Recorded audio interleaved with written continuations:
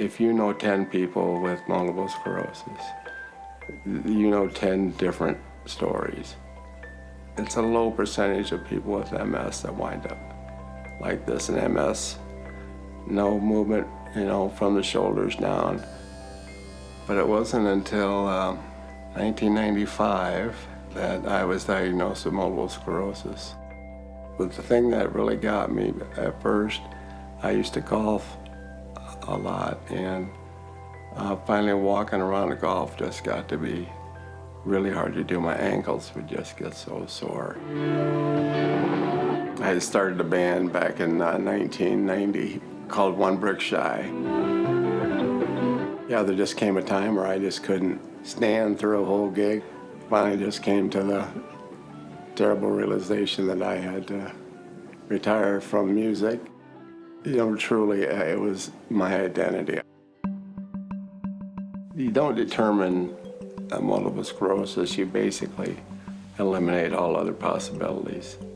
Multiple sclerosis is lesions that form on the myelin sheath of the nerve endings, and sort of like holes in a garden hose, and disrupt the flow of the around the brain and from the brain to the rest of the body. In 2011, I was telling people about SmartNav. It's a hands-free mouse.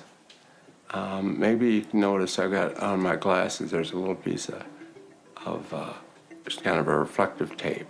Well, this, I have a special camera on top of my computer that follows us so I can move the cursor around just by moving my head. A friend who was standing behind me, I didn't realize he was there, said, "Hey, can you do emails and Facebook with that?" I said, "Yeah, and lots more things." And he said, "We got to get one of those for Bob." And I said, "Bob who?" Bob Finch, who has MS and is living in a nursing home. A great friend, Dave Layton, took me over there to see him at the nursing home. And boy, I knew where Bob was at. He was like me. And then one day, as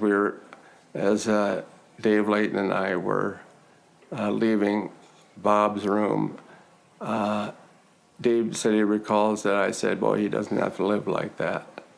Because I remember not being able to change the channel. I joked, imagine getting stuck on the Lifetime channel all night. The horror. We'll get him hooked up so we can, run the lights in the TV, and let's get him a laptop and one of those SmartNav cameras. And Dave said, "Well, yeah, how are we going to do that?" And I thought, we'll just email all of our friends and tell them what's up and see if they'll donate some money. And man, we figured we needed about $1,400, and we had well over $2,000 before we knew it. In 2017, Bob Finch passed away.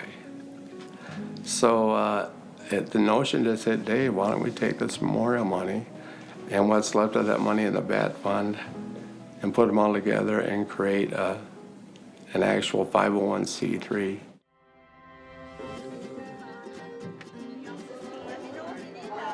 We just try to get people together, let them know that their life isn't over, that it's just gonna keep going. And I've had MS since I've been 22, and I'm much older now. And that's kind of what this whole event is about. Life is not over just because of a diagnosis.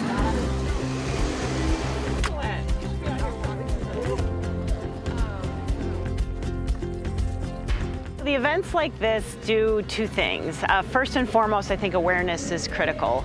Increasing awareness helps people understand needs of their community members, but also it helps with that early intervention. Raising funds is really important. We need to raise funds to accelerate these cures and to provide the programs and services that we do for people. And I guess I'd add a third part, which is community building. Our tagline for our walks is Stronger Together.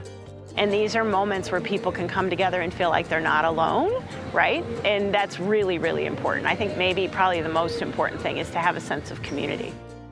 For the Finch Fund, our mission statement is to provide resources to people living with MS to help them maintain their independence and quality of life. Right now, 35 different projects the Finch Fund has granted money for, totaling a little over $91,000 in our 5 years. We're really proud of that. Anything from a grab bar and a shower to a ramp. Just being able to stay, like for me, in my home is everything. Being able to live out in the community and experience things, it just gives me peace of mind. Hi, my name is Greg, and we're going to demonstrate for you a little about the process of writing and recording a song you're about to hear. I played some piano and had written some things years before that I found some software where I could actually write the sheet music out and it would play it back to me.